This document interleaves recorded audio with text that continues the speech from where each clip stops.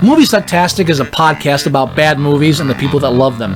But it's more than just a podcast, it's also an online presence. If you want to know more about Moviesucktastic or want to become a part of Moviesucktastic, you can find us on Facebook, you can find us on Twitter at Moviesucktastic, you can find our blog at boothreviews.blogspot.com, or if you want to give your own reviews that we might use on the show, you can go to reviews.moviesucktastic.com and check out our own little lunch.com community for Moviesucktastic. Check us out and become a part of the show, because the only thing more fun than a bad movie is sharing it.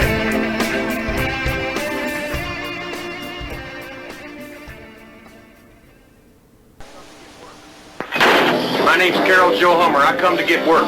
You're about to walk off a cliff, boy! He's got more than he asked for, but he can handle it. He's only gonna get you dead, man!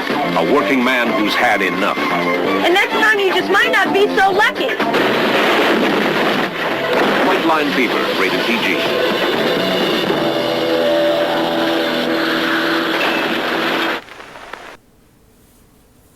You are listening to Moviesucktastic.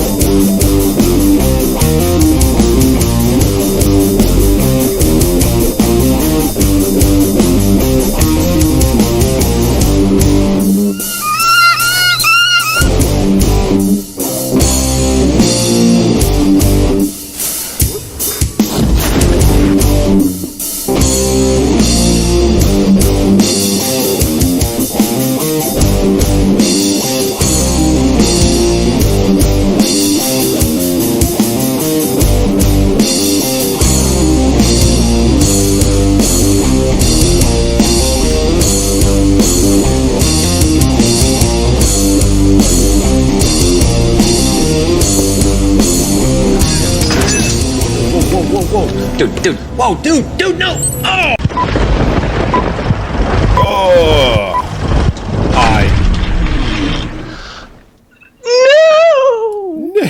No!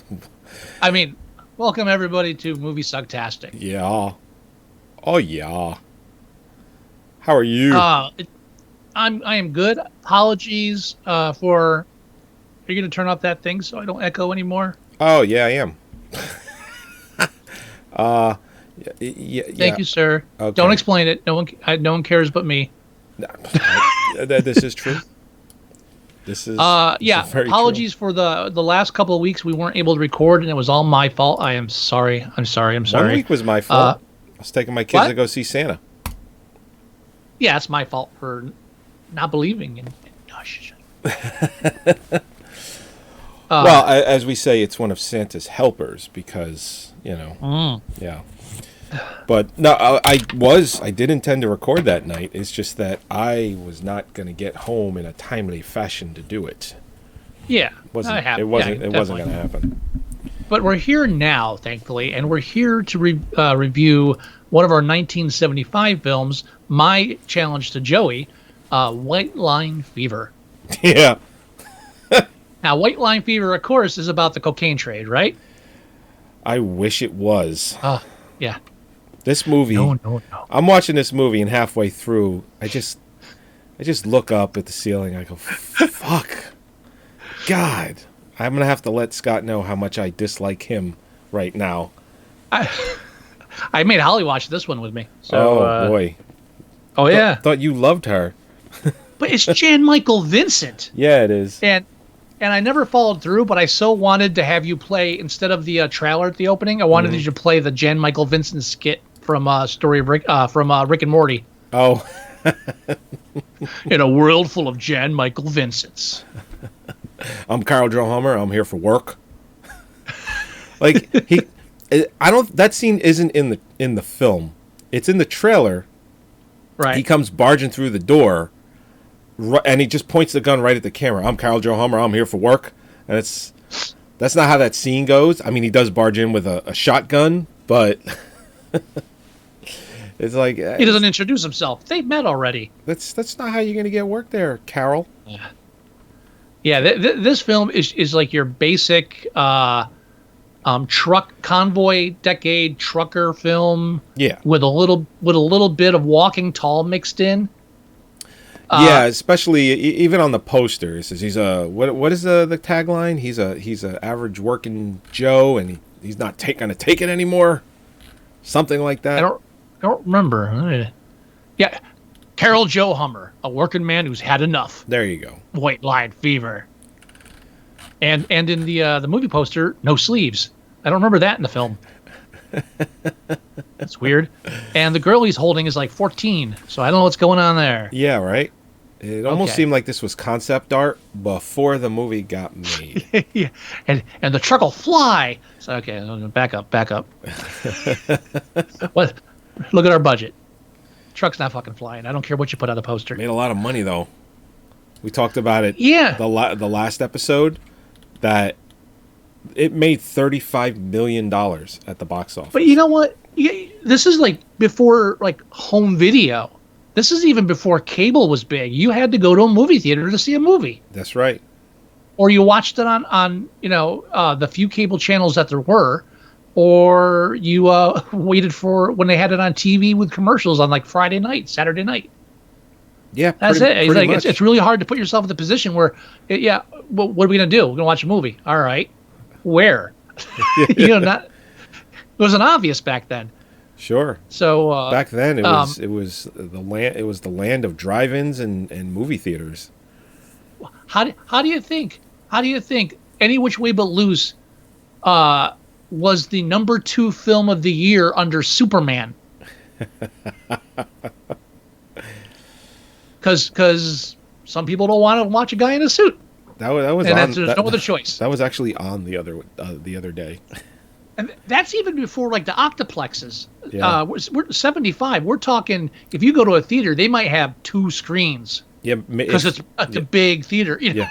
But you didn't go to a place that had like a laundry list of 10 or 12 films. You had to find the theater. Unless you lived in a major city, you're stuck with whatever 2 films are showing like at the local cinemas That is all. or true. the drive-in, Yeah. which was still a thing.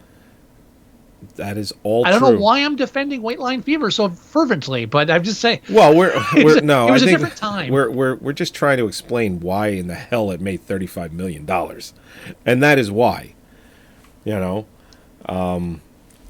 Like for instance, what you were basically saying, if your film didn't make money in that era, then no one really wanted to fucking see it.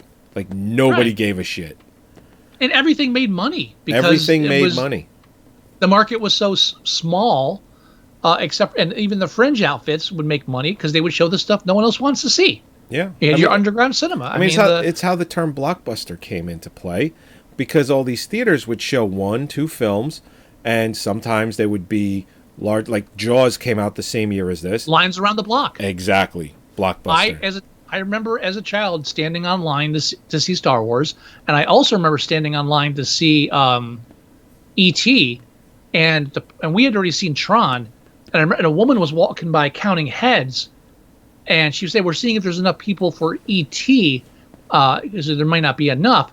And then my mother turns to my father and goes, "I wouldn't mind seeing Tron again." And I remember thinking in my head, even though I didn't know the word, I'm not fucking watching Tron again. I thought that story was the other way around. Is it the other way around? It was, because you didn't want to see E.T. again. Which one came out first? Tron. Then that makes more sense. Okay. The story still remains the fact Well, I mean, hey, yes. that's what your options were back then. It was like, well, if it's sold out, we'll just watch that other one again. Yeah. That was an actual thought process. Yeah, I saw E.T. in the theater. I saw Tron in the theater. I cried I saw that Crawl. fucking movie. I saw- Those fuck Spielberg. I cried at that movie. Don't kill off the fucking alien with it for kids film, you fuck. What the fuck's wrong with you? You're worried about guns in this agent's hands. You killed the fucking hero for 2-year-olds. Fuck you. He didn't actually kill E.T. He had control over that narrative. He personally killed E.T. E.T. He didn't came die back, at the but we end. didn't know that was going to happen. Well- We're fucking kids. We don't believe in resurrection. We don't even know what death is. You're introducing death to us, you massive cock, in a kid's film. And don't tell me E.T.'s not a kid's film. That's if you're like an the- adult and that's the that's- film you want to see, fuck you. That's the least of my problems with that film. I've Well- never been a fan of E.T. As a kid, I liked it. I've never gone back. I have no desire to sit down and watch E.T. I don't. You know what? E.T. No. I don't think I've seen that film. Yeah, I think the last time I watched that film was probably 30 years ago. Well, when we hit that year, then we're definitely fucking reviewing it because I don't think I've seen it since I was a kid either. Yeah, I mean, I don't know. Maybe I'll watch it with my kids. I don't know. Well, we're gonna hit 1982. Do not do that to your children. Don't you dare. Why not? They kill E.T. at the... No, don't do it. Don't do it. They'll be fine. I'll tell E.T. Mary. doesn't Don't die do at it. the end, so I don't know why you keep saying that. I will tell you. He does. You don't know that until it's not. I will tell your wife on you. Don't you dare. Go ahead. I will convince her. I'd enjoy that. I have to save those children from you now. This is horrible. What else did I see? I saw. What? Hang on. I saw Raiders. Raiders of the Lost Ark. I saw Krull. I saw fucking Krull in a movie theater. I saw... Wait, Raiders. That's the third one, right? Raiders of the Lost Ark's the first film. Oh, I'm thinking of Star Wars. I saw. I did not see Raiders in the theater, but I did see Temple and the third one in a theater. I did not. I saw Raiders. Did not see Temple. Saw Last Crusade in a theater. I saw the What first. was the other thing you were going to say? I don't know what I was going to say. Oh, I thought you were going to mention another film you saw in the theater because I remember seeing the Muppet movie in the theater as a kid. That's probably the earliest memory I have of. I did go see the Care Bears movie. I saw that. But in my defense, I was in the theater. I mean. Yeah, I did too. Okay, in my defense, I was with a group of kids being babysit, or I was being babysitted by somebody who had kids, and that's why we were there. And Well, I didn't complain. I just sat through the film. I saw the Rainbow Bright movie in a movie theater because I was chaperoning my sister and her friend. Yeah, see, I didn't have even a blood relation in the gamble. I don't know what the fuck was going on. My parents were just pushing me off at the curb, and I'm sneaking in with a family. What's going on here? Bringing back dark memories now. I saw the She-Ra movie, the He-Man and She-Ra. She-Ra was He-Man's sister. I saw that in a movie theater. Pretty sure I didn't see that. I did. I think out of all those TV cartoon-based movies that came out, I think the only one I saw in the theater was the Care Bears. If I saw the Transformer one, I don't remember it, and I probably only went because somebody else went, but I don't remember.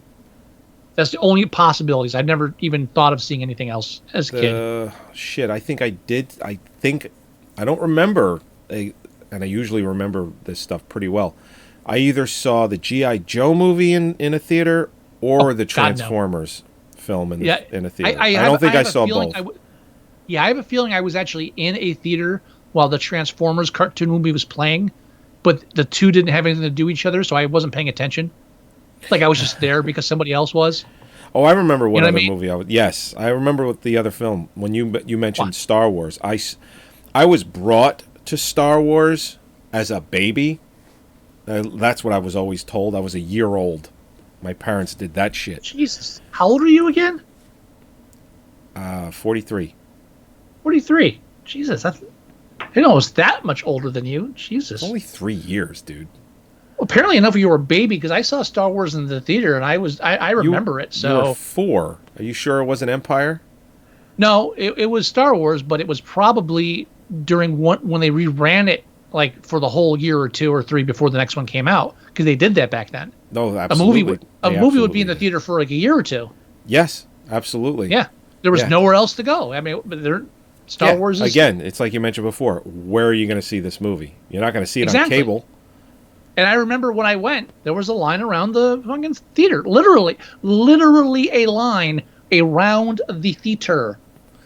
Yep. I mean, you always hear that phrase. I saw it as a kid. I've never seen it again.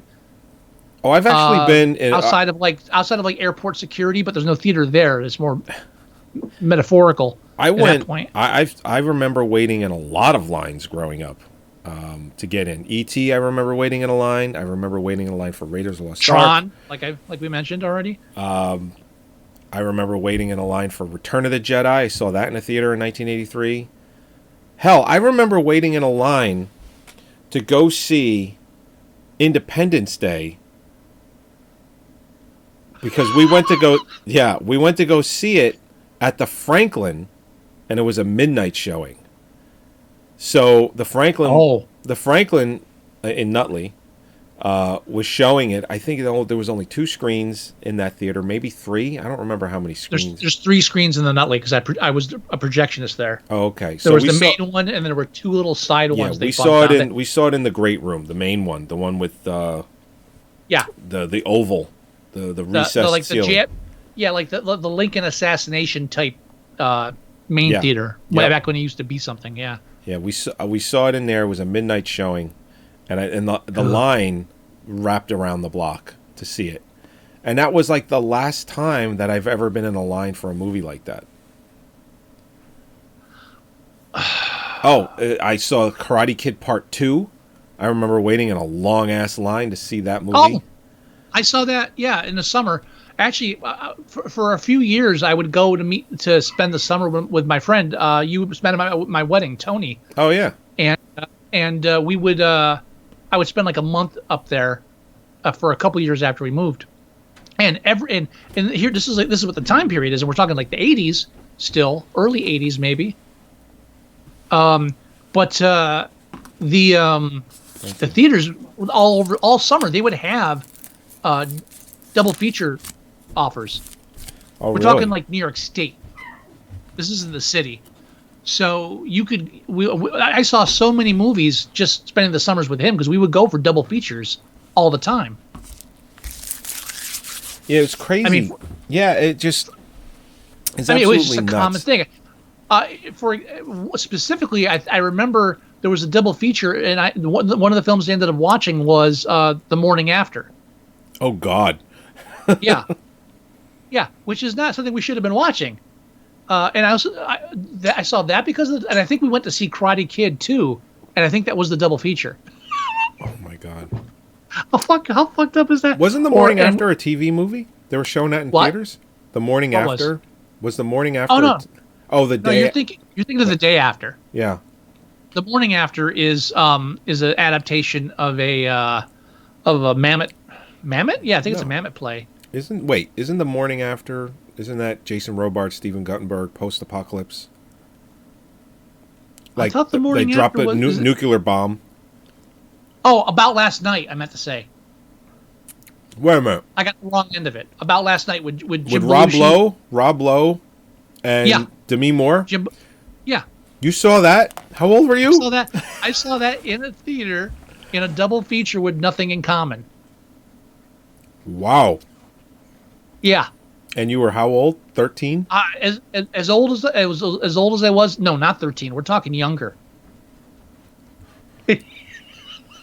About Last Night. Didn't that come out in 85? That would make you 12. I don't know. That would make you 12. 12? Really? That's still too young. Of course it is. That's still too young. Man. I saw some fucked up shit back then. I've seen some shit, man. Let me tell you something. Have you seen the Joker film yet? No. Okay. So I'm not giving I not read giving somewhere anything. that if I watch it, I'm going to become an incel and attack people. I don't understand. Nah. I'm not going to give anything away, but it does deal with, mental handicap and all that stuff. And everyone keeps asking me, "Did you see it?" And I said, "Not at the time." It was like, "No, not yet, not yet." Oh, it's really disturbing. It's got a lot of blah blah blah. It's disturbing. It's really messed up. And I watched it.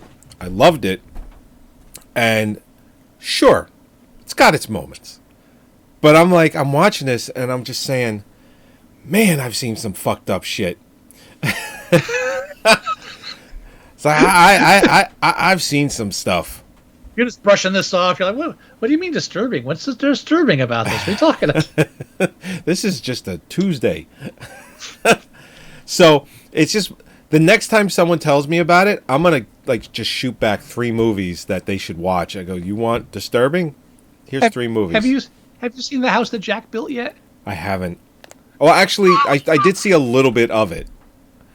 But I tell you, I got it specifically because of the controversy around people walking out of the theater and stuff like that. And I watched it as like, all right, it's harsh, but fuck. Yeah, I know. Are we adults? What's going on? I know it's a movie. I mean, I'm pretty sure they didn't kill anybody. We're not. What the fuck's your problem? I'm sure the duck's fine. What the fuck? I mean, I can think of 3 films off the top of my head that are 10 times more disturbing than Joker was. Necromantic, Serbian film. Sir, It's more than Funny Joker. Games. I'm saying Funny Games. Bad Boy Bubby. You ever see Bad Boy Bubby? Oh, Yeah, that one is. what is Bad Boy Bubby? It's a movie about a guy living with his mother in like New Is York this City. a real film? Yeah. Or Big How Boy real? Bubby? Big Boy or Bad Boy? I forget. It's real. It's a real movie. I mean, real like in theaters? Yeah. Okay. Yeah, I mean, we're talking like, you know, I do not recognize the name. it's an older film. I think it's from the early 90s. Or I should late I should 90s. definitely know the name. I mean, Let me look it up real quick. But anyway, it's about this guy that lives with his mom, and he ventures out into the world. Bad Boy Bubby. Yeah, there he is. 1993. Bubby has spent 30 years trapped in the same small room, tricked by his mother. One day he manages to escape, and deranged and naive in equal measures. His adventures into the modern and nihilistic life begins. did you say Bad Boy or Big Boy? It's Bad Boy. I have it on my Plex. That's why I'm checking. I'm checking now. How do you spell Bubby? Bubby. Not Bunny. I'm not looking for the Bunny game, which I still haven't watched. No, I don't have it. And for some reason, it's not showing me. Oh, I can check your server. All servers. Here we go. Oh,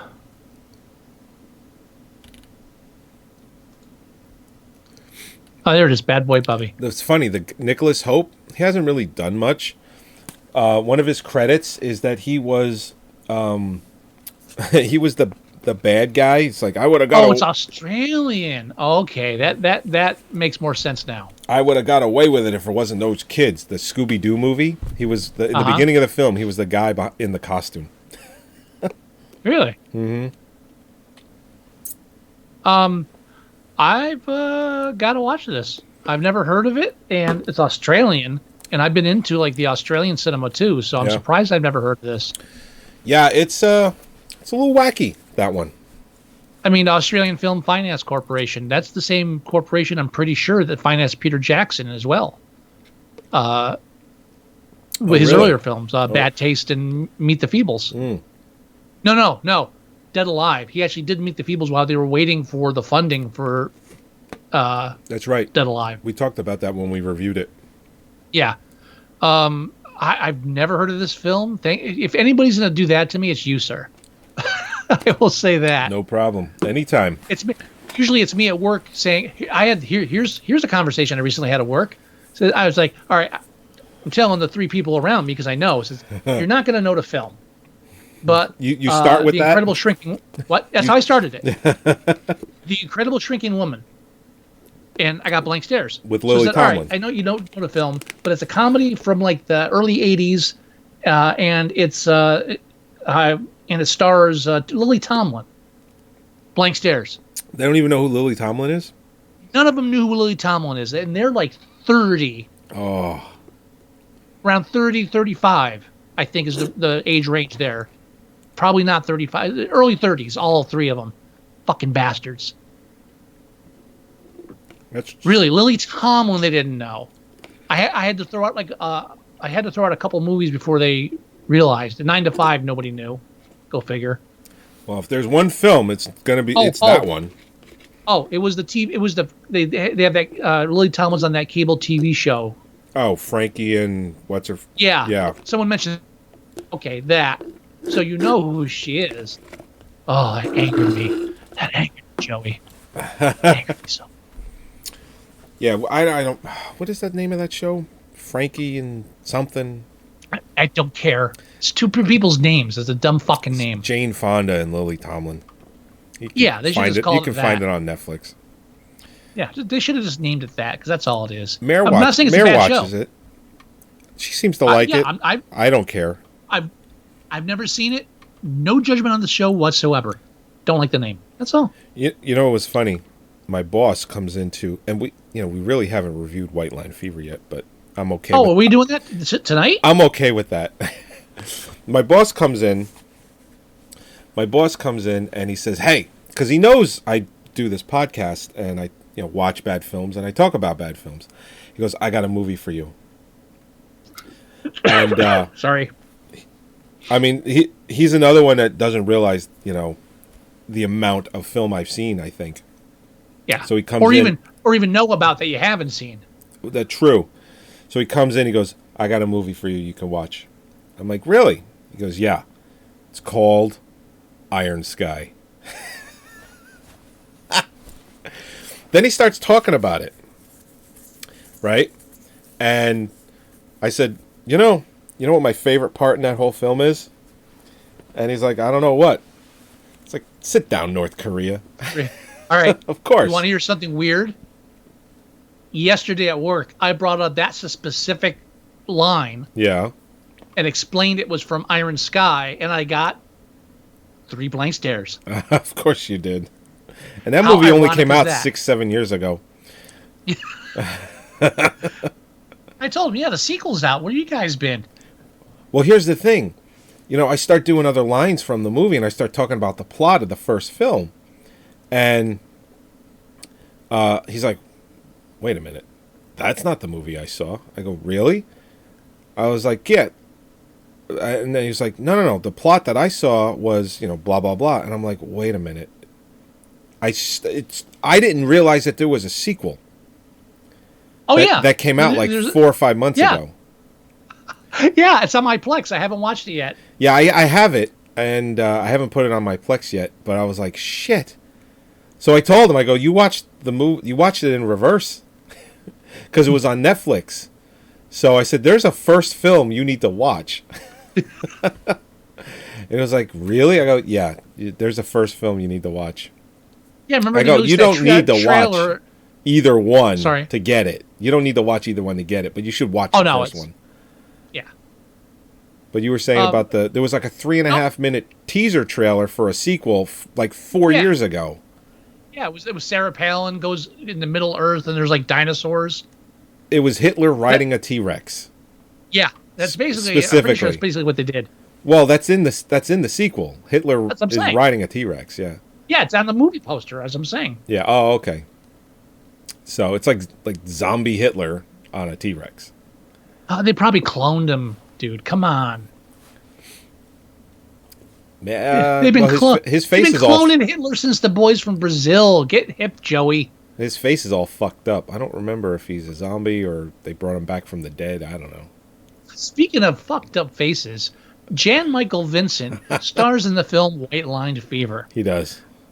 Now the whole film opens with this is the review, ladies and gentlemen. Hang on tight. The whole film opens with a nice montage showing that. What? I was just doing Team America montage. That shows him going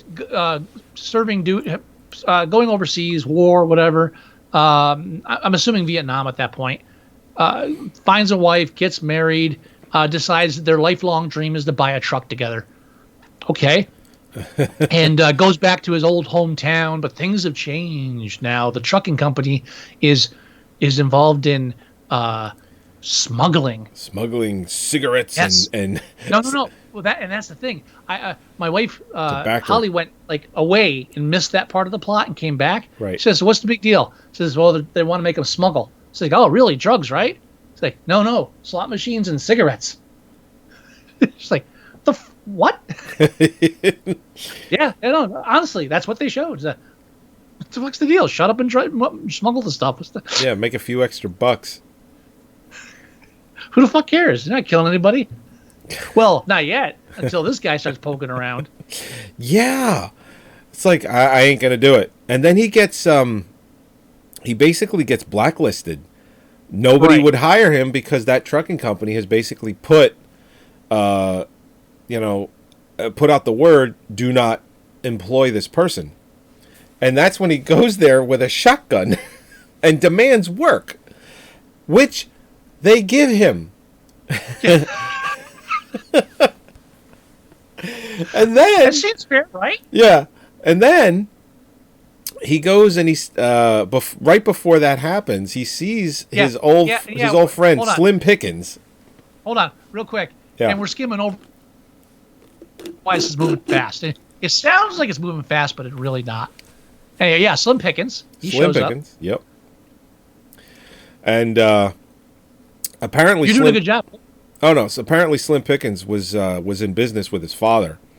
So that's how Carol Joan knows him, and they're from the scene. You get the notion that they're quite friendly too. They're almost like family, to be completely honest. And the place is being run by what's his face? Shit, the hell's his name? L.Q. Jones. L.Q. Jones. Q Jones, a.k.a. that 70s guy that's not John Carradine. Buck Wessel. That's L.Q. Jones' name in the film. He's the bad. He's.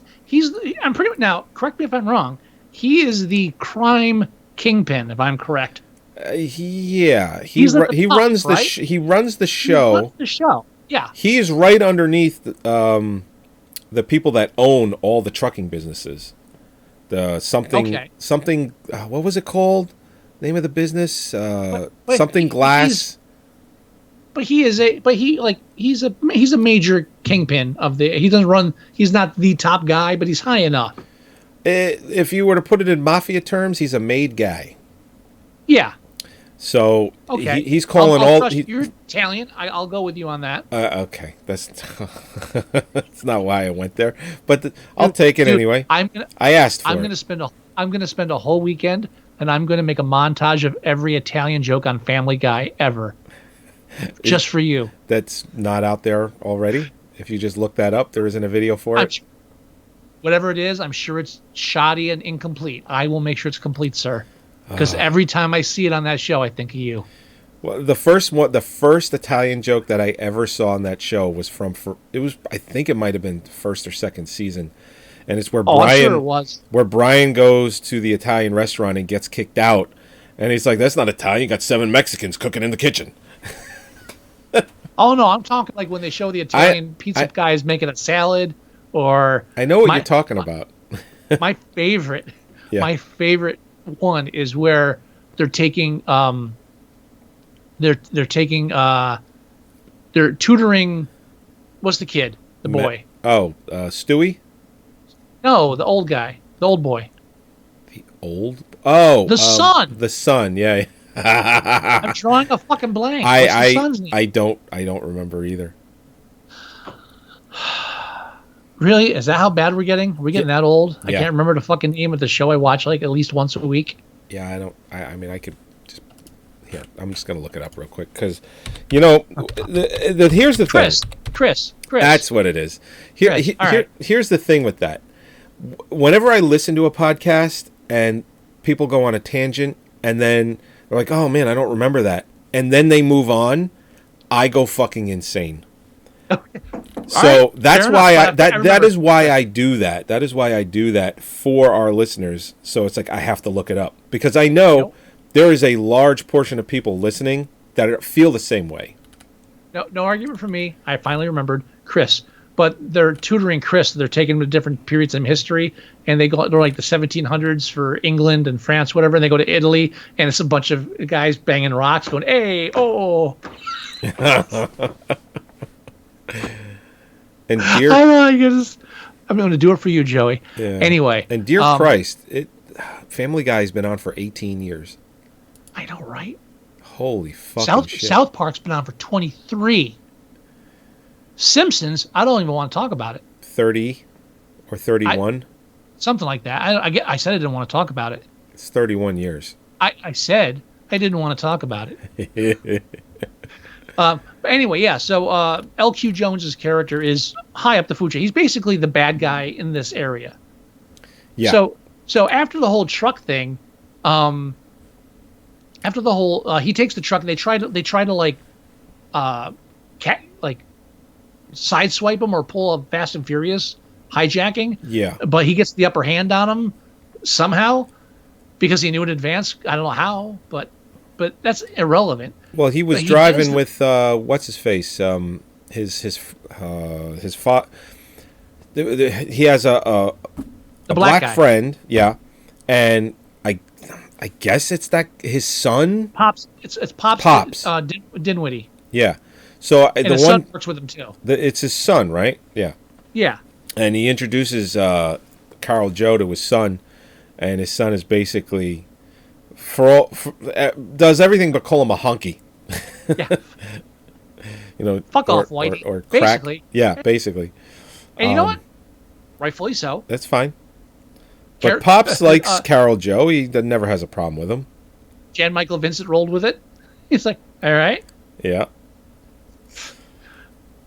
And he gets pulled over by the police. This is before he storms in with a shotgun. He gets pulled over by police, gets handcuffed to the car because in the scene previous, where he basically tells them to go fuck themselves after they they load up his truck for delivery so he can go deliver all the stuff with the tobacco and the slot machines. So he says no, tells them to get it out of there, leaves. The guy, the sensei from Karate Kid, I don't remember his name. Pat Morita. No. Pat Morita. Sensei. Oh, the bad guy. Oh, the bad guy. Yeah. The hell was his name? The Cobra Kai guy. Cobra Kai. Sensei. Yeah. Sensei. Martin the Cove. Other sensei, Martin Cove. He played Clem. So they have I guess they're in the sheriff in town is in bed with them too. Yeah. So he pulls him over, tells him that his tires are improperly inflated, and then handcuffs him to the truck so that Clem and his buddies can come over and beat the living shit out of him. I honestly think that's the reason Holly stuck in as long as she did, is because in the first 15, 20 minutes of the film, I was like, hey, look, it's the Cobra Kai leader. She's like, oh, really? And that perked her interest. So that kept her a little more focused than usual because there was somebody that we recognized. So I like seeing him in stuff besides Karate Kid. It's always like a novelty. Yeah, right? It's like, oh, that's not the only film he did. It's not mean. I don't mean it against him. I just like. No, I know. That's it. And, same thing with the blonde baddie. Yeah, Dick Miller shows up. What? Dick Miller shows up.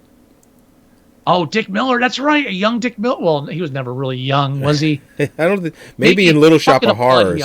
Bucket of Blood, Little Shop of Horrors. Yeah, if it's in color, he's not young. No. Although he only died this year. Oh, he was 90 years old. Died in January. You know what? Was Dick Miller in the Oscars in Remembrance? I want to say he wasn't. I don't remember. Maybe he was. But I forgot he was dead, so I don't remember. But yeah, he was 90. Oh, I love me some Dick. I'm telling you. I know you do. He's great. Told me that plenty of times. Hey, whatever. Hey. I'm comfortable in my manhood. Oh, yeah. Speaking of which, they beat him up on the roadside, and then like guys jump out of the back of the truck and save him. Break his ribs. Well, it's Pops and his son. Oh no, that's the other time they do that. That's later on in the film. Sorry, he's in the middle of. Pops drives by and sees him. Yeah, in the middle of telling his joke. So it's like, who cares? That's white people with white people problems. Yeah, he's like, let's just keep going. He goes, well, I like Carol Joe Hummel. That's right. I'm gonna stop, and I'm gonna help him out, which he does. So then Carol Joe is on the mend. Broke a bunch of ribs. You know, they basically transitioned from him being unconscious to him nursing ribs. His wife gets a shitty job. Yeah. And what was she doing again on the assembly line? She was throwing out bad cans. Well, the machine was spitting out the cans when it saw that they were bad. She was Right. taking She them was out of moving this them- gigantic barrel and moving them to another area. The machine would spit them into a little can, and she would pick them up out of the little can and lean over and put them into a big can. Yeah. So instead of just putting It's the like- big can underneath, Yeah, they could have like just moved the can 3 feet and not hired her. What the fuck was that? That is the most demeaning job in the world. Imagine having to do that nonstop. yeah, and that's in the 70s. I mean- It's not even to the extent of why they don't need people now. Yeah, I worked at the post office for a while. I know demeaning jobs. That looks like it fucking sucks. Yeah, I'd want to know why the fuck my husband can't get a trucking job as well. Yeah. So eventually it gets so bad that he pulls the shotgun trick.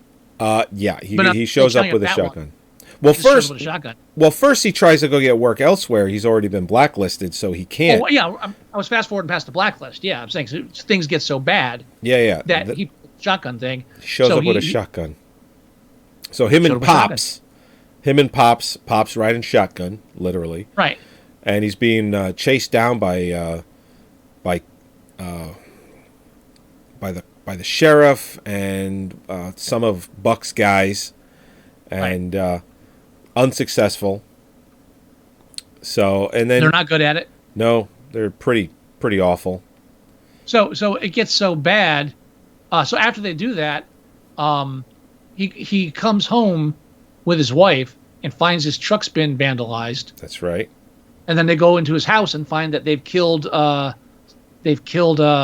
Pops with a crowbar through the head. Yeah, right in the skull. Right. No, it was in his mouth.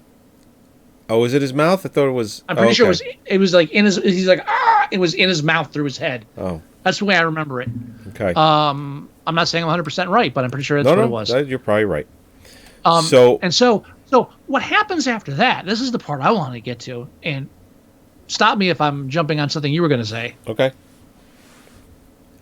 No, okay. No. Well, I was basically going to transition into Buck having a meeting with the higher ups about what they're going to do about Slim Pickens, because Slim Pickens, when all that's going down, basically told them to lay off of Carl Joe because he's he's practically family, and Slim Pickens was not on board for any of that stuff that they did.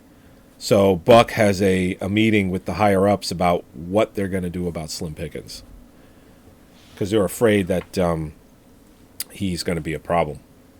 Oh yeah, wait. So this happens before what I'm thinking about. Then, this is where so that happens, and so then they frame him for Slim Pickens' murder. Yeah, which is as this is a rated PG film. That scene, it's not really bloody or anything, but it's pretty fucked up. Yeah, because what they do is Slim Pickens is driving in a car with his gal, and he gets pulled over, and he gets accosted, and they grab him, and one of their guys is driving an 18-wheeler, and it's on the highway. They grab Slim Pickens. They put a napkin over his mouth, which I can only imagine has chloroform in it, to fuck him up, to put him in a daze, and then they put him in front of this truck, which then runs him over and kills him.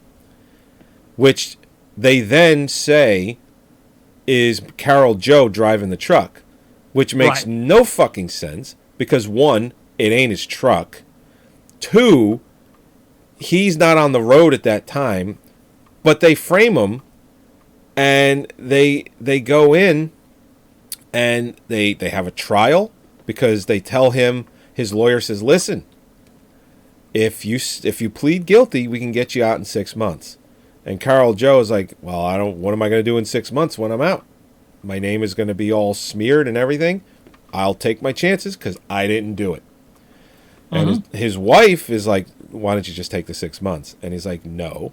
So, fast forward, they put her on the stand. They explain all what's going on. And basically she goes on this, she's on the stand and they're asking her questions. And she just tells them, Carol Joe wouldn't do it. He didn't kill anyone. Cries. Next scene, he gets off scot-free. Yep. That's not how any of that fucking works. I don't know. I've heard it work like that a few times. It does. That's not how any of that works. But it's how it works because it's a movie. Yeah. There's, a little thing called evidence that probably would have exonerated him. But, hey, whatever. More dramatic this way. Uh-huh.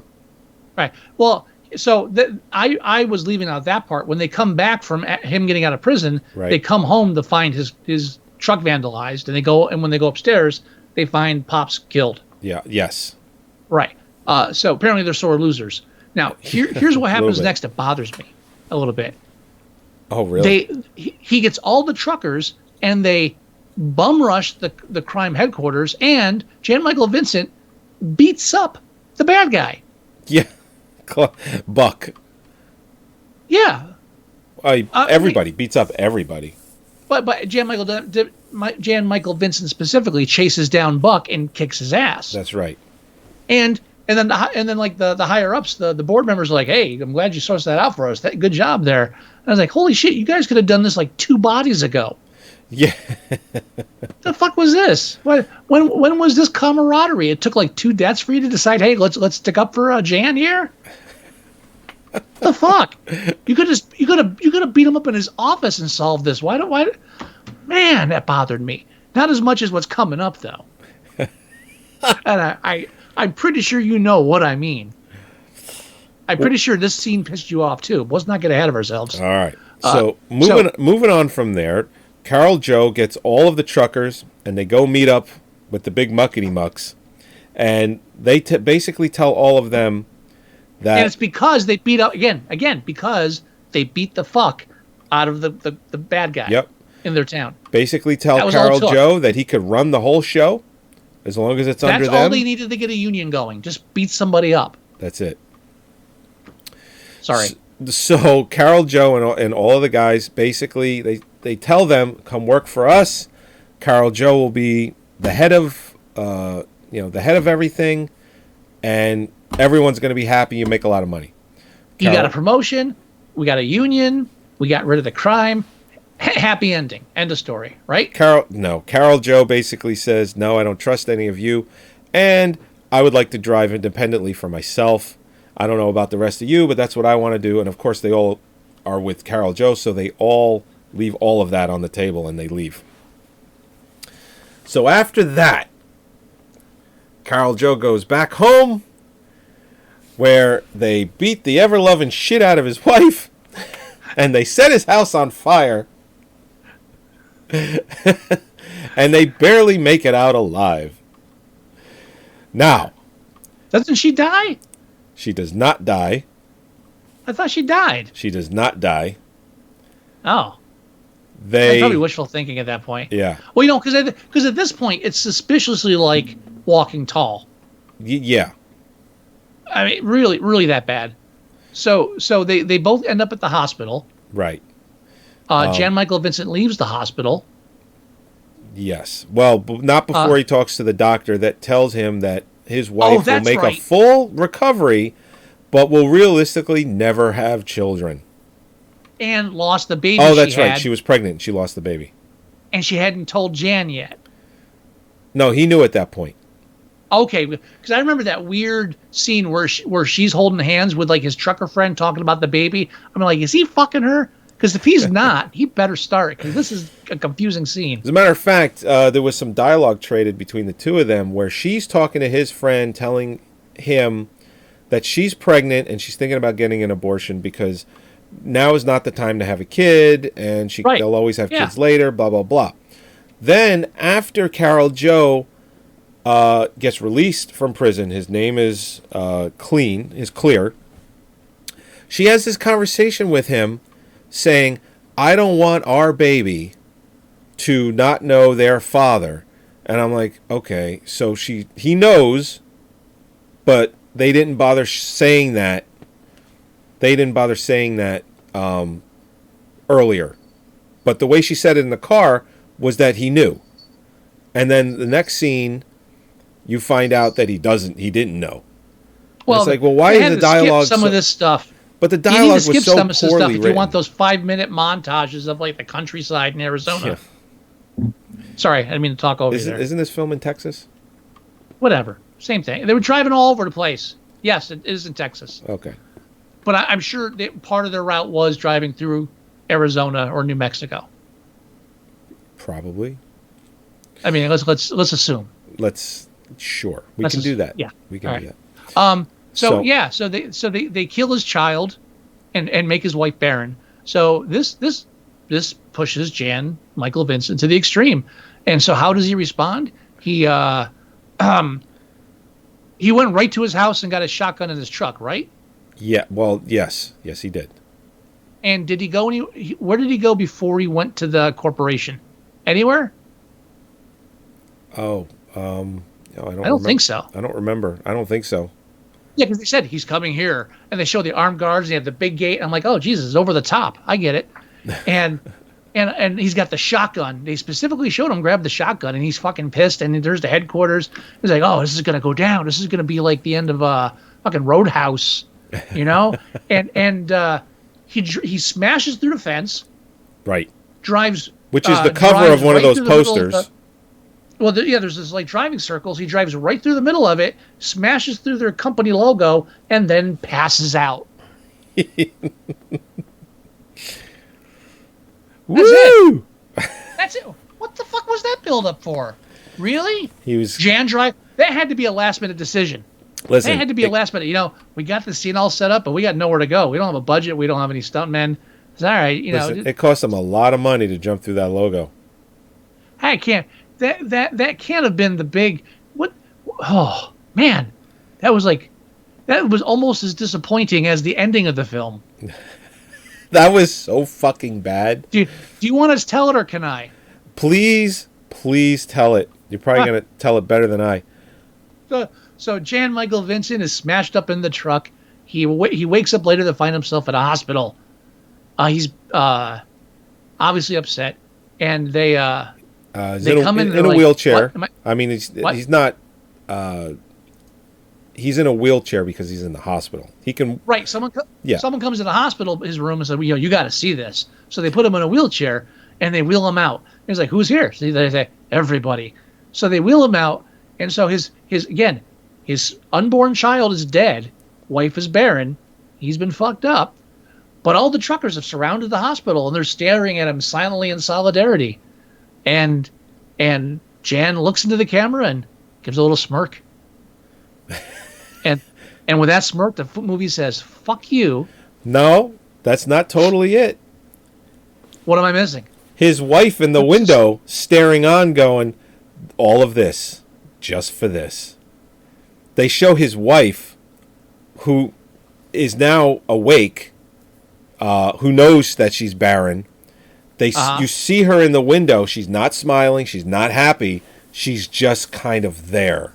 And then they pan over to Jan Michael Vincent, who then smirks and smiles into the camera, and then the movie ends.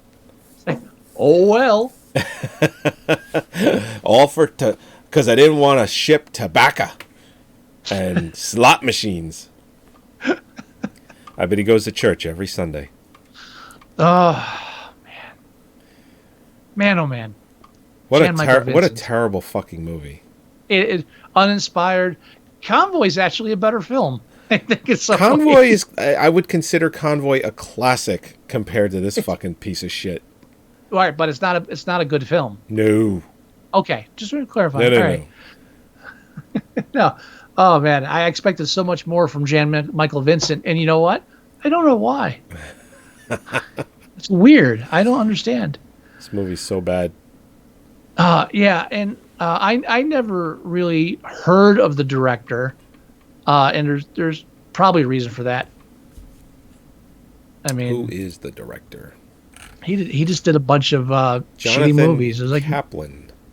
yeah, he did shitty movies in the 70s and moved to shitty TV in the 80s. That's roughly it. I mean, Project X is probably the biggest film I can think of that he made. Oh. And that's not like a great movie either. It's pretty just He was standard. born in Paris, France. He was only 28 years old when he made White Line Fever. It shows. And he was the director of The Accused? No way. Really? Let's see. Over the Edge.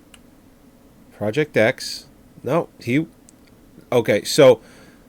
Probably the most famous thing he ever did was The Accused with Jodie Foster. She won her first Oscar for that movie. That's the movie where she gets raped by everyone in that bar.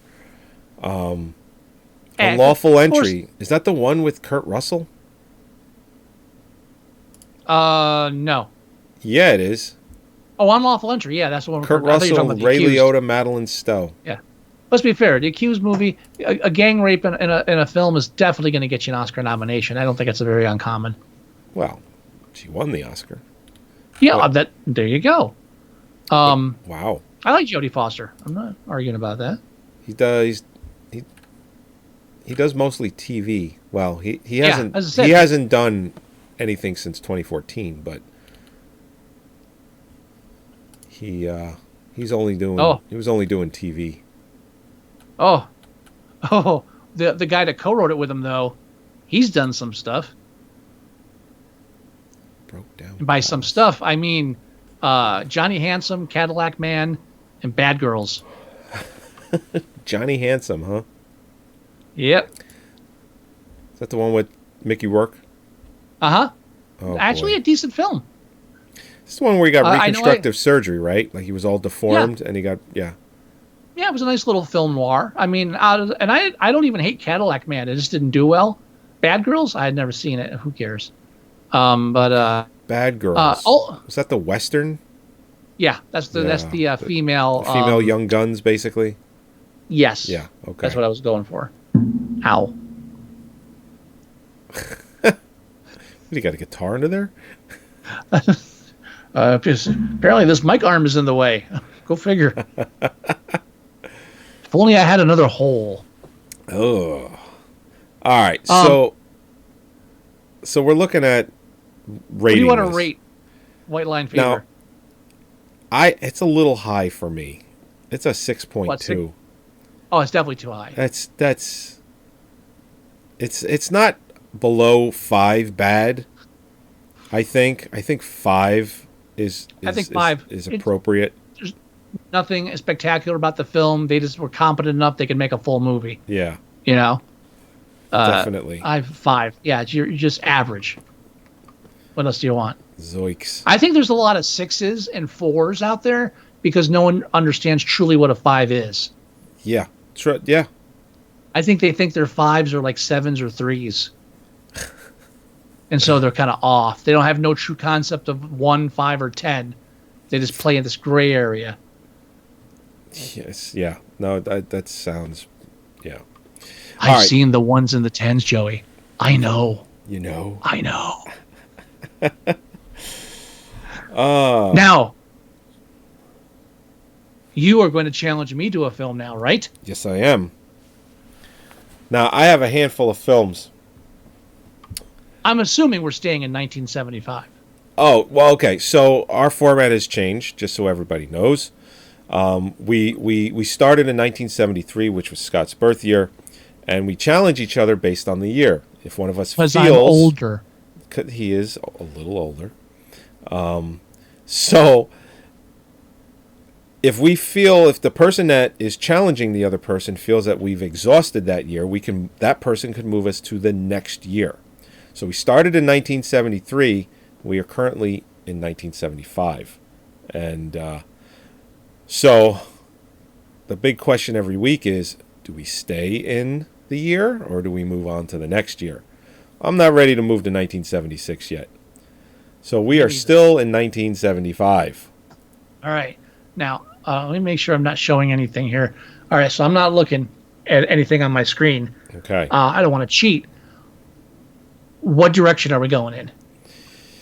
Well, I have a handful of films here, and I know which one I'm challenging you to, but all of the films that I'm looking at the list that I have, we are going to probably review all of these before we move to 1976. All right. So me picking one it's only me picking one that you haven't picked next week yet. That's really how I'm looking at it. All right, but what direction are we going in? We just watched your kind of like Walking Tall crime drama, Yeah. Rebel Against the Crooked System. This should be an easy one. We're going back to sci-fi. Oh. Okay. You pretty much have two choices in 1975 of which two films they could be. Tell me the one it's not, and I'll see if I can guess the one it is. It's not A Boy and His Dog. That was the one. That was my only guess. Oh, we've talked Off about the top this. of my head. We've talked about this film. Okay. Earlier when we first hit 75, and it was just I was going to challenge this to you earlier, but I said I know we're going to get to it anyway. I just don't feel like watching it right now. Okay. But I finally have picked this film. I'll tell you I'll give you the actor that's in it, and you will guess. All right. How about that? I'll make it easy. Yes, I'm ready. James Caan. Alienation?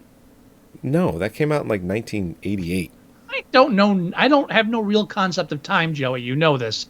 Hang on. Oh, Rollerball. It's fucking Rollerball. Okay, yeah. All right. James Caan. Oddly enough, James Caan has more than one classic sci-fi under his belt. How the fuck did that happen? You ever see James Caan in anything not sci-fi and think, he'd be like better with lasers? Never. Now, the other film I was thinking about challenging you to, if we don't move to 76, I will challenge this other film to you, and it will probably line up with right when the Oscar nominations are coming out. Oh, what's the schedule on that now? I believe it's still January. I mean, but have they like, yeah, is everything like condensed now? It's like we only have like 4 weeks or something? It really depends on whether they decide to have the Oscars in February or March. That's what I'm asking. Yeah. Have they announced that yet? No. Okay. No. The Oscar nominations usually come out around the second week of January. And then if it's in February, we got like 4 weeks to watch 10 movies, upwards of 8 to 10 movies. We did it last year. We were able to do it. I'm ready. I'm hoping to have already seen some of them for once. Yeah. I think because they always just go so far out into fields I don't normally like not outside of my comfort zone, but outside of my casual zone. Well, the Golden Globe nominations are out. Usually those are kind of they're not everything that they nominate for their best picture is the same, but a lot of them are pretty close. I feel like I have to explain this every year. I reject the Golden Globes because they give awards to TV shows, and they have silly made-up categories. Yeah, they do. So I don't acknowledge them. I'm just talking I about don't look at one. I'm just talking about their movie nominations, not anything else. Yeah. I never look at that. I don't care. I don't care what the Golden Globes do. They're just they're basically like one step removed from MTV's People's Choice. So might as well just watch that. So as far the as Razzies has more. I'm sorry. Go ahead. That's okay. Best Motion Picture Drama has the film 1917, The Irishman. Fuck is that? The Irishman? Which one's what's no 1917? I haven't heard of that. It's a war film. Oh, I believe it's World War One. War films. Well, dude, after the fuck was it? The war film that Hacksaw Ridge? No, well, it was that year too, but it was the one that Christopher Nolan did. War Horse? No. The fuck was it? I don't know what you're talking about. Well, it's directed by Sam Mendes. I meant not Western. You know what I meant. American Beauty, Sam Mendes. Yeah. Are you talking about a war film? Talking about Dunkirk, the one that Christopher That's what Nolan I said, did. Dunkirk. Oh, That was one of the films I just listed. oh, I'm sorry, I didn't hear you. Okay. But anyway, Kashi. when that film came out, which I thought was an okay film, it was an okay film. Okay. Yeah, it wasn't bad. It wasn't. It No, wasn't it was fine. We reviewed it. It was fine. I had no issues with it. I liked it, but Yeah, it wasn't Saving Private Ryan. That fucking bullshit. stop that. You know what? You know it's a bad film. You just have to admit it. Really not. Anyway, so it's 1917, which is it World War One? Yeah, World War One, obviously. The Irishman, Marriage Story, which I we've talked about this before, about how the dumbing down of movie titles. Just Marriage Story. It's with Adam Driver and Scarlett Johansson. They're getting a divorce. There's two people I don't need to see. But it's basically the film that Dustin Hoffman and Meryl Streep did like 40 years ago.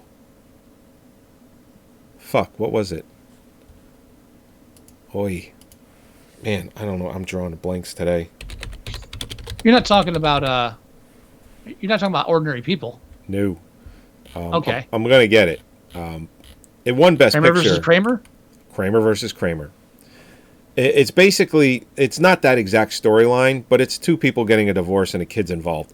So it's pretty much, the same thing. But the dumbing down of movie titles, Marriage Story, the fuck is that? Yeah. What a stupid fucking name for a movie. Mm-hmm. I can't any more with this shit. And a film called The Two Popes. Never heard of that one. And Joker, nominated for Best Picture in a Drama. I still haven't seen The Joker yet. See, here's the thing. Best Motion Picture, Musical, or Comedy. And Once Upon a Time in Hollywood is in that category. Which, Once Upon a Time in Hollywood is neither a musical or a comedy. Again, the Golden Globe categories are silly and don't have any real value. This is why I don't look at them. Sorry, I'm just saying. I mean, yeah. The fuck is The Two Popes? Do they solve crimes? Yeah. See, this is the part of the industry I don't. I just not. It's not visible to me anymore because I don't like read mainstream. Oh. I don't know. I'm just not in the loop anymore. Jonathan Price and Anthony Hopkins. I'd see that.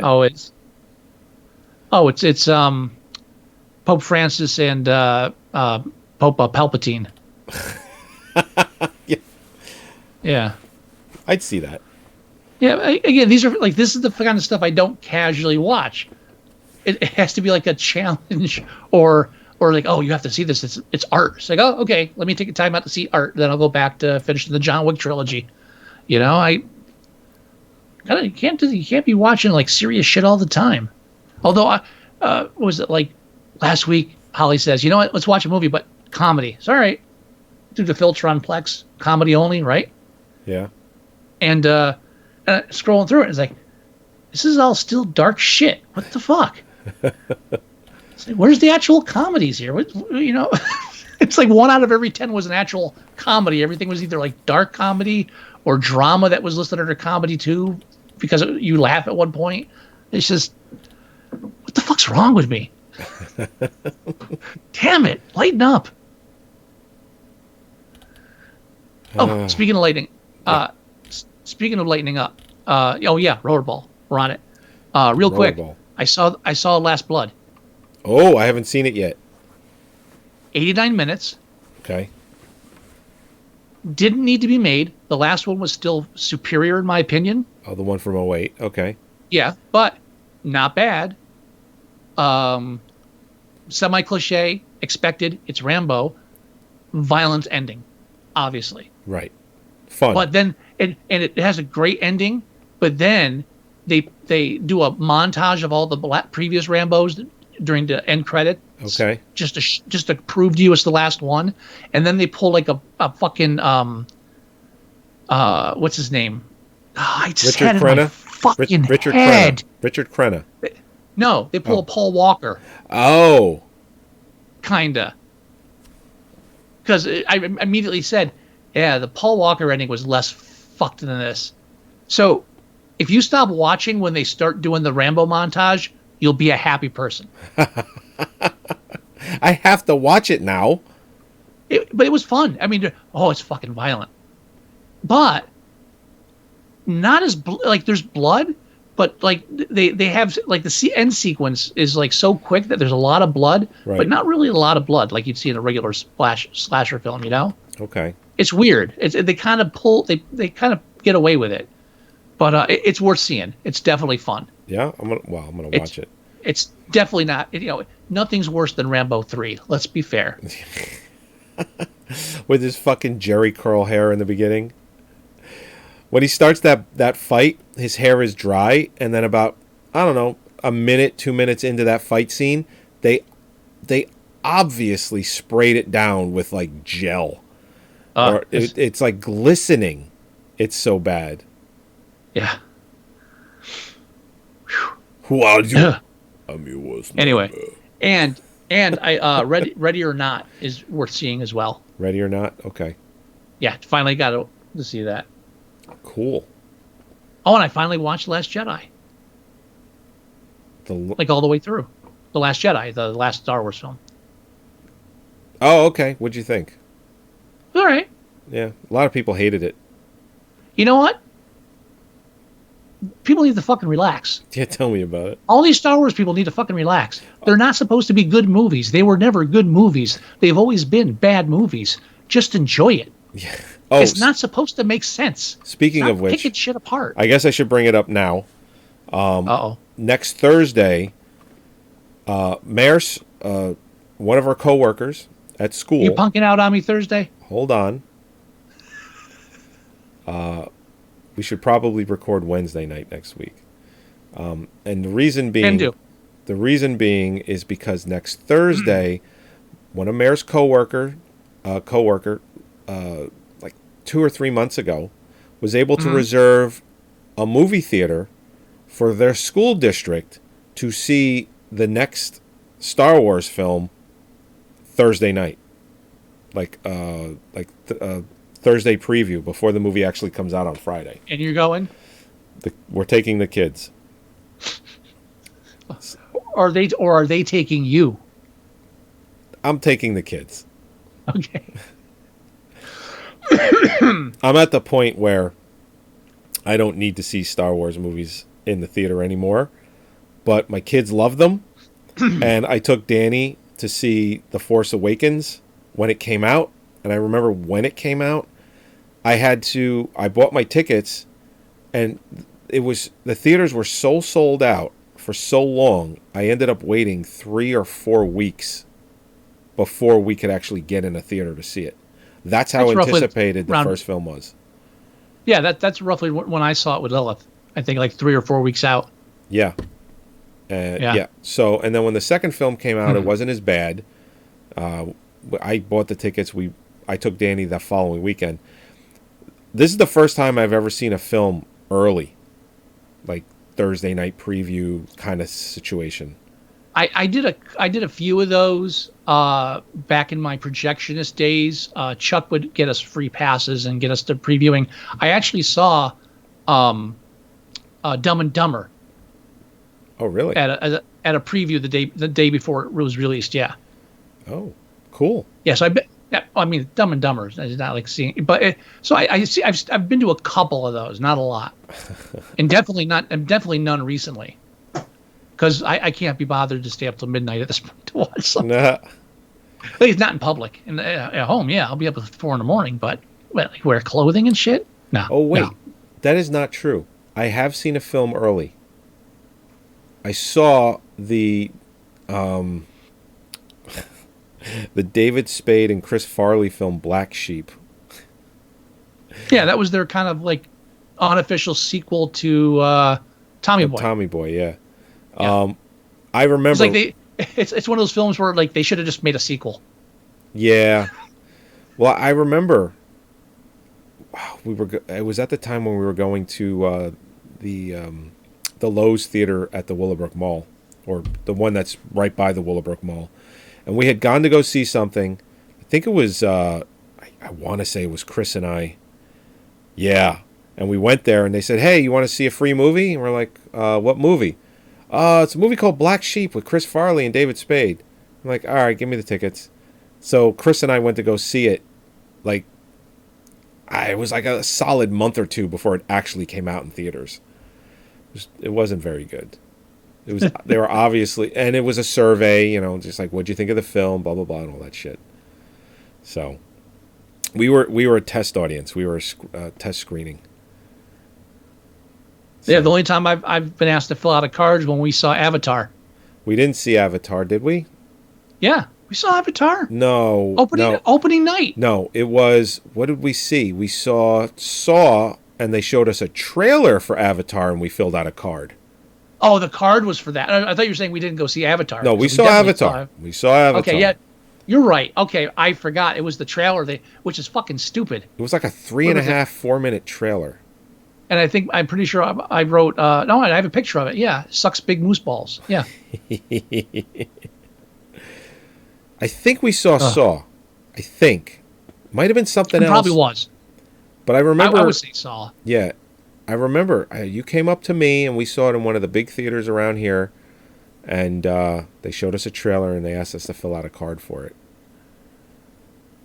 I remember when we got the card and I was like ready to throw it away. And you're like, no, we're filling this out. I was like, we are? Yes, we're filling. Okay. All right. Because I was ready to just be like, whatever, fuck it. I hated the trailer. I had my hate on well in advance. Yeah. And I still gave it a chance. What the fuck? I want to say that when we saw Avatar, that was like episode 7 of our podcast. It was literally at the beginning of this show's history. And we came back to my house. I listen to that episode every once in a while. We came back to my house, but not before we went to McDonald's to go get Happy Meals so we could get the toys. Oh, that's right. And then at some point during the podcast, obviously you can only hear it, you don't see it. I still have video of that podcast, of the Avatar one. I had it on my flip camera. I don't know if we were. Yeah, it's on my. I don't know if we took video of that one. Yeah. I did. Well, that was the one where I took the 2 toys and I started having the male Navi start humping the girl Navi, and it's making sure. Well, I was doing it because at one point you're like, "Are you done yet?" And I'm like, and I'm pretty sure I said something along the lines of, it's just never not funny. I wonder if you even know of like what I still have from those early days when I was playing with the flip camera. I'll upload it to the to like Google and I'll send it to you. Google Drive, sure. Yeah. But I started having the 2 toys hump each other, and it was either that or it was having the Navi dude hump the horse thing, because something was making noise and you can clearly hear it in the podcast. The only reason this comes to mind, I don't even know why I'm mentioning it, is going to see a movie with you in the theaters. It reminded me of when we went to see Interstellar, because that was the first time I went to a dine-in theater. Oh, that's right. Yeah, one of the new Family Guys that just came out, it has a reference to Interstellar like 2 or 3 times through the film. It's like a running gag. Okay. And I was very annoyed for no reason whatsoever that Holly didn't know what that was, and I had to explain it. and you can't explain it. It's Interstellar. You can't explain it. It's like No. It was a time travel thing with bookcases, and he was so what do you mean? Never mind. I take it back. I don't know what they're saying. There's no way around that discussion without getting into Matt Damon. It's not happening. Matt Damon. Yeah. The movie that for some reason lobbies against the corn industry. I don't know what their fucking problem is. What, you don't like corn we should syrup? Wrap up. Syrup is syrup. Sugar is sugar. Syrup is syrup. Fucking people. We should wrap up. We should do that. Let me cue the music. All right, everybody. Thank you, as always, for joining us again for another episode of Moviesucktastic. I just want to let everybody know that I don't even know what episode this is. 311, I think. I usually have to go to you for that, so I don't know what I'm going to do. Well, you know what? I created all the folders and everything last week. I don't remember. Again, I'm sorry. It's not your fault. Well, again, here's one of those things where I have to let everybody know. It is episode 312. I knew it was 311 or 312. Episode 312. All right, 311, 312, whatever it takes. That's right. Once a day I think about that, and once a week I actually say it. Easy. And nobody knows what I'm talking about. Nobody. Scooter Tuna. Anyway, go to our website at moviesucktastic.com. Download or listen to the show there, or join us live every week at 8 o'clock and hang out with us while we review a terrible film. Also, you can go to our iTunes, which you can download or listen to the show there as well. Oh, I just recently found out iTunes. Remember I said that it was going away? It did. But they've grouped it into categories now. They have a section just for podcasts now. You can download an iTunes app and only have podcasts. And our podcast is still prominently listed there. So I don't have to do any extra work. I may have to change the coding a little bit, but other than that, we are good to go on iTunes. So anyway, you can go to our Facebook page at facebook.com/moviesucktastic, and you can see what we post there as far as trailers or when we go live or things like that. You can go to our Tumblr page at moviesucktastic.tumblr.com. You can also leave us email. The address is themovieguys@moviesucktastic.com. If you want to leave us voicemail, which we will play on the show, it is 908-514-4470. And you can download the 100% free Android app. Everything I said is in it. You should totally get it. It's really, really good. And that's all I got. Do you have any words of wisdom, Mr. Wilson? No. No? Okay.